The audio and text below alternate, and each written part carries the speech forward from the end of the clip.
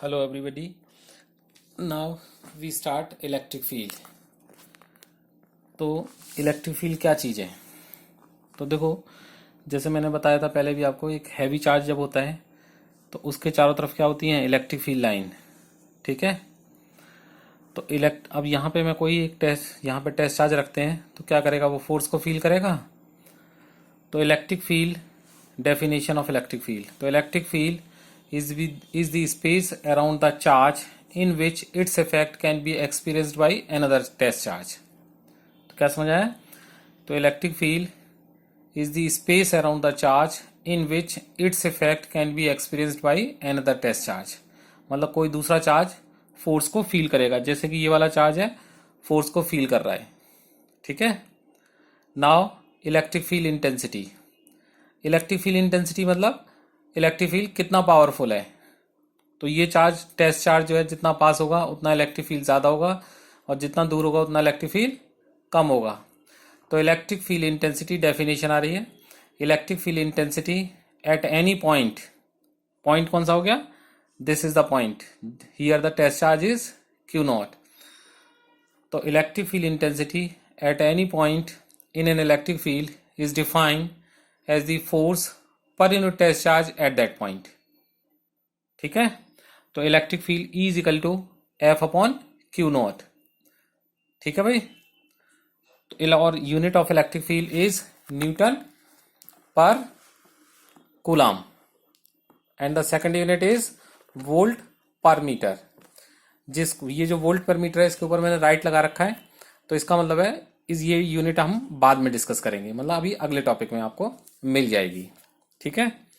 अब देखो, बात आती है कि ये नोट जो लिखा हुआ है, ये जो टेस्ट चार्ज है हम छोटा लेते हैं। छोटा क्यों लेते हैं? कि अगर हम टेस्ट चार्ज बड़ा लेंगे तो इसका भी इलेक्ट्रिक फील्ड होगा, और जो हमारे मेन इलेक्ट्रिक फील्ड को क्या करेगा? कैंसिल करेगा। तो इसका मतलब है हम टेस्ट चार्ज को छोटा लेना है। तो as the magnitude of the test charge decreases, the electric field is defined more and more accurately. तो इसका मतलब जितना टेस्ट चार्ज छोटा लोगे उसका फील्ड होगा ही नहीं, तो इस वाले चार्ज का फील्ड पूरी तरीके से यहाँ पे आप देख सकते हो। तो इसका मतलब सबसे छोटी यूनिट चार्ज की कितनी हो गई? The charge on electron. ठीक है भाई। अब नाउ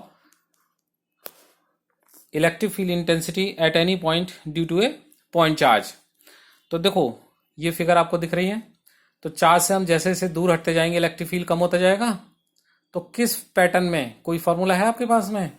तो वही फॉर्मूला हम निकालने के मूड में हैं, तो निकालते हैं सब।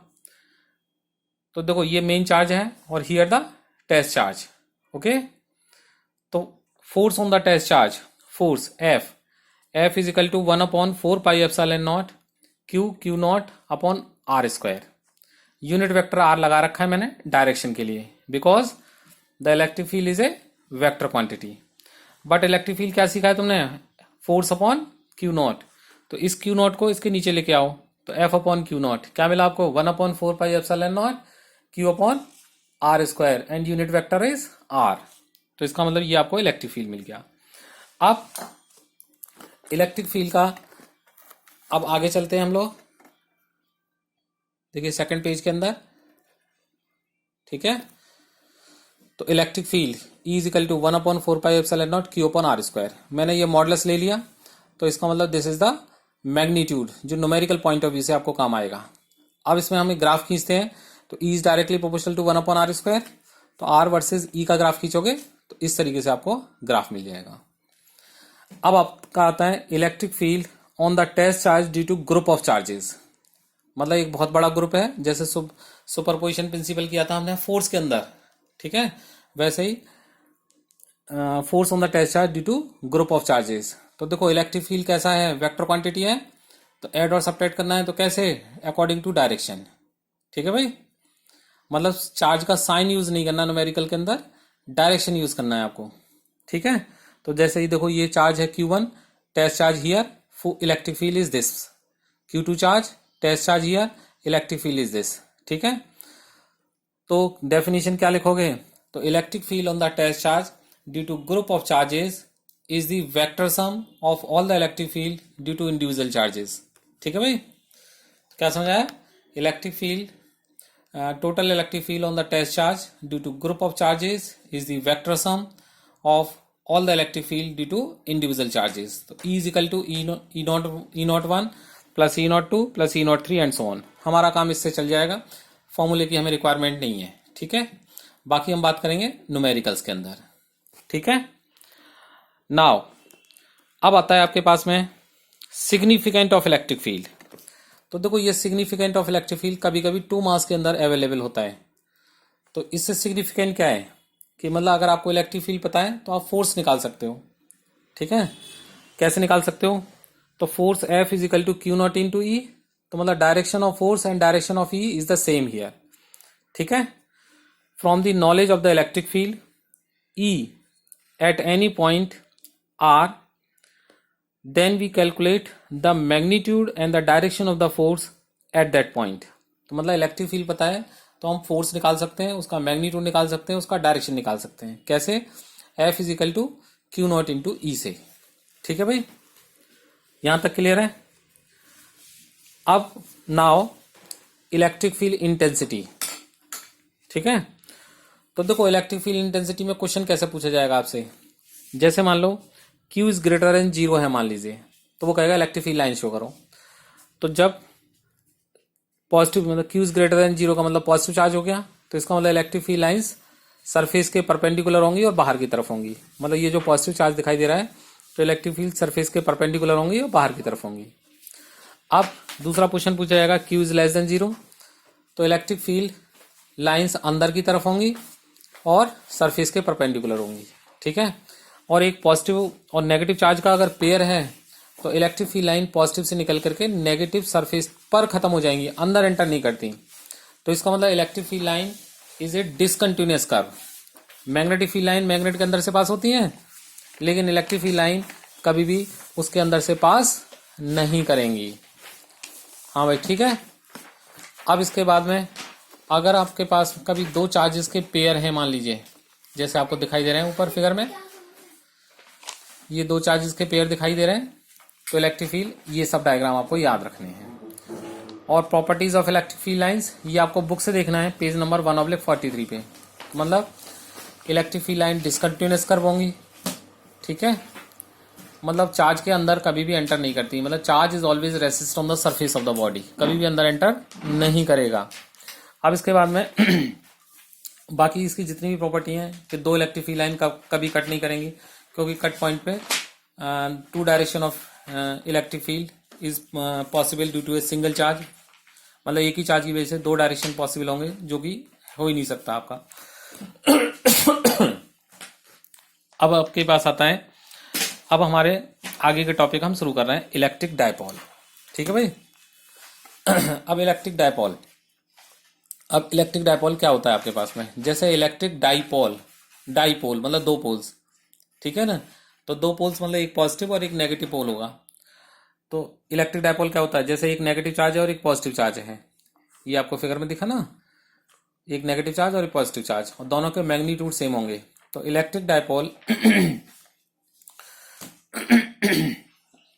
इफ 2 डेफिनेशन बोल रहा हूं, if 2 equal and opposite charges separated by a very small distance, then this system is known as electric dipole. क्या? When 2 equal and opposite charges separated by a very small distance, then this system is known as electric dipole. मतलब 2 equal and opposite charges एक छोटे distance पे available होते हैं, ठीक है. इसमें आपका एग्जांपल जैसे HCl मॉलिक्यूल है, वाटर मॉलिक्यूल है, ammonia molecule and so on, ठीक है. अब इसके बाद इलेक्ट्रिक डायपोल मूवमेंट आ गया. तो देखो इलेक्ट्रिक डायपोल मूवमेंट क्या कहते हैं हम लोग. इलेक्ट्रिक डायपोल मूवमेंट डेफिनेशन बोल रहा हूं पहले. Electric dipole movement measure the strength of electric dipole, it is equal to the product of the either charge and separation between them, ठीक है. Electric dipole movement is equal to the product of the either charge and separation between them. दोबारा सुनो definition. Electric dipole movement measure the strength of the electric dipole, it is equal to the product of the either charge and separation between देम. तो electric dipole movement P is equal to Q into 2A के बराबर होगा. ये इसका formula मिल गया.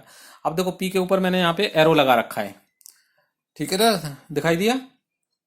अब arrow लगाने का क्या मतलब है कि P is a vector quantity, ठीक है भाई.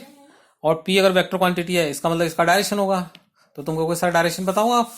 तो इसका डायरेक्शन होता है नेगेटिव टू पॉजिटिव डायरेक्शन। ये जो नेगेटिव टू पॉजिटिव डायरेक्शन दिखा रखा है ना रेड कलर से, तो this is the direction of dipole movement. Okay, यहां तक क्लियर है?